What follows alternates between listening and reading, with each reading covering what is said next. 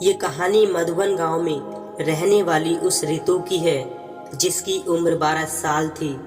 वह कभी स्कूल नहीं गई, फिर भी वह कुछ ऐसा करने का सपना देखती थी जिससे वह पूरी दुनिया में मशहूर हो जाए।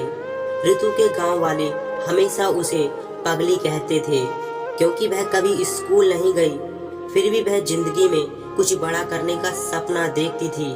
गांव वाले ऋतु के पिताजी पर इस बात को लेकर दबाव बनाते थे कि वह पढ़ी लिखी नहीं है, इसलिए जल्द से जल्द इसकी शादी कर दो, वरना आगे चलकर बहुत मुश्किल हो जाएगी। ऋतु के पिताजी गांव वालों की बात से पूरी तरह सहमत थे, पर ऋतु सहमत नहीं थी।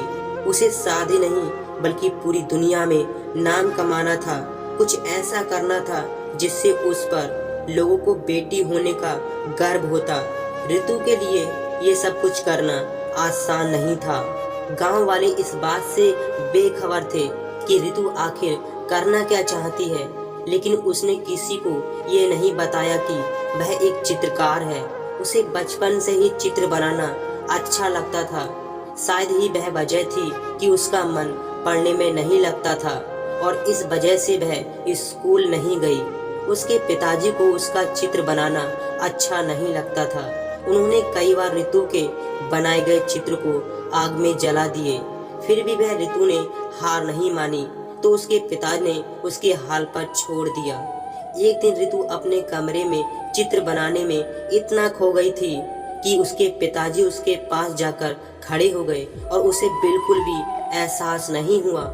और कुछ देर बाद उसके पिताजी बोले, ये बेवकूफ़ी वाला काम तुम्हारे किसी काम नहीं आने वाला। तभी ऋतु बोली, पापा आप मुझे हमेशा नीचा क्यों गिराना चाहते हैं?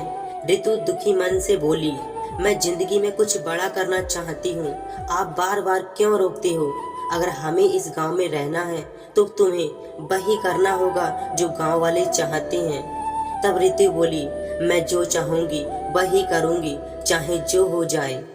अगर दोस्तों ये कहानी आपको अच्छी लगी हो तो इसे लाइक करें और चैनल पर आप नए हैं तो सब्सक्राइब कर लें। इस कहानी का पार्ट 2 देखना चाहते हैं तो हमें कमेंट करके ज़रूर बताएं। तो चलिए फिर मिलते हैं आने वाली नेक्स्ट वीडियो में।